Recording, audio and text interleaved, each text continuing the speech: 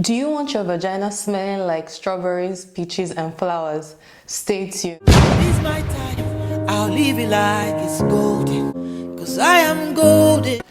Today on Fashion Capsule, we'll be talking about feminine hygiene. Like, I got an overwhelming number of messages. Being a lady can be so difficult at times. Like, we have all these things to deal with. We have period to deal with. We have childbirth to deal with. We still have to smell good. No, scratch that. We still have to smell great down there. As always, I got you, girl. My name is HYGIENE. If it's your first time here, hi. I know some people might find the word vagina, it's a medical word, but they might find it offensive. So for the purpose of this video, we will be calling the vagina cookies. You need to understand your cookies and your body in general. The vagina is, say I've said vagina, I'm sorry. It's considered to be acidic, right?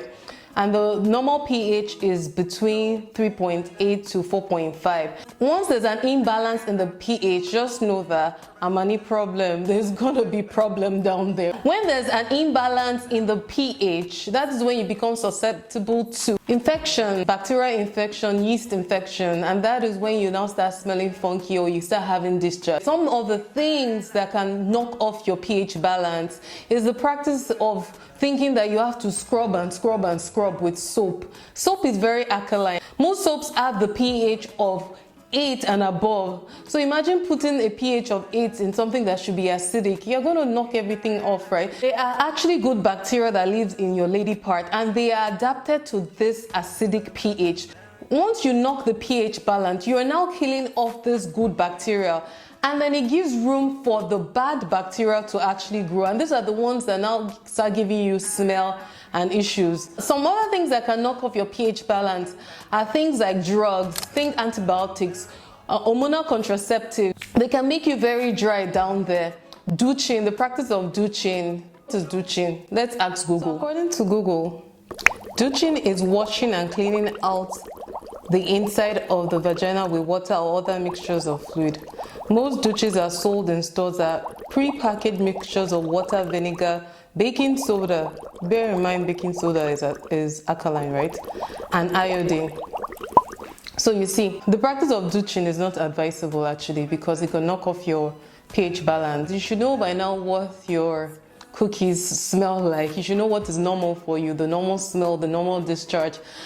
And spoiler alert, sorry, you can't make your cookies smell like strawberry or vanilla or any of those pleasant smell unless you're putting something that is scented down there, and it's a no. Don't put anything scented down there.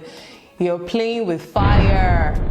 Any deviation from the normal for you, you should start getting worried and know that there's something wrong. If it has a fishy smell, so we start thinking of bacterial vaginosis. If you're having a lot of discharge, which we describe to be like cottage cheese or tofu or wara, then we start thinking of yeast infection. You need to check it out. Think of STD as well when you start having discharge that are abnormal. If you start seeing blood, please go and do a pap smear, okay? Some people think that when their ladies' part starts smelling funny, that is an indication for them to now start scrubbing hard. No. You are now causing more harm than good. You should treat that area like your baby. So let's get into it. The first tip is to stop douching, like I've said already, putting things down there. The next tip is to use cotton underwear instead of silk, because as you can imagine, silk is not very breathable, right? It causes you to sweat down there. And then once you sweat, just know that anywhere that there's water collection for too long, or fluid or body secretion for too long, it's a very fantastic medium or environment for bacteria and yeast to thrive in, right? The next tip is to let your cookies breathe. Let them breathe. So I strongly advise you to sleep without underwear at night. Like, you can just wear an oversized t-shirt to cover up, but make sure that your cookies are being aired, like they are breathing throughout the night, okay? An added bonus is that it's a confidence booster. Try it and thank me later. The next tip is to use probiotics. Probiotics are very good in stabilizing your gut bacteria and your healthy bacteria, right? So they come in tablets, in capsules, in juices, in drinks. Next tip that totally drives me crazy, a lot of people know the right thing but they do the wrong thing, right? So you want to wipe from what? From the front to the back. Because if you wipe from the back to the front, you're now bringing fecal matter, oh my days, you're bringing fecal matter from the back to your front. I realized that when you pee and you're out, you're probably tempted to just use tissue, and then I realized that tissue doesn't cut it, and tissue is very, very abrasive, right? So I advise that you always go around with the feminine wipe in your bag, which you use to wipe. Or better still, good old baby wipes is all you need. So just keep baby wipes, unscented baby wipe in your bag. The next tip is drinking a lot of water. You want to stay hydrated, not just for your cookies, for skin, for your health, for your body, for your urinary tract. The next tip is to stop holding your pee. Oh my goodness, why are you holding your pee? You're prone to urinary tract infection, because when there's stagnancy of fluid in general, then it becomes a good medium for bacteria to thrive.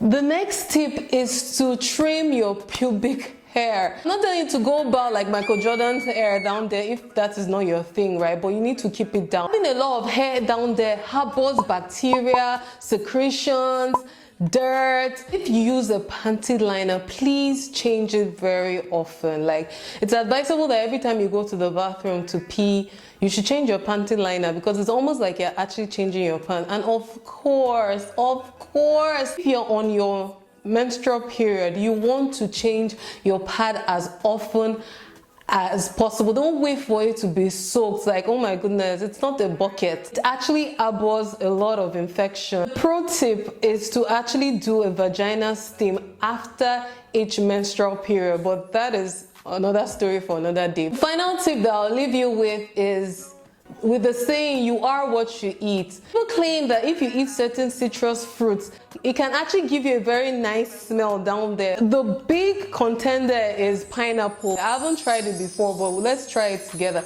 But leave a comment and let me know if you would like to try it with me. Catch you next time. Bye.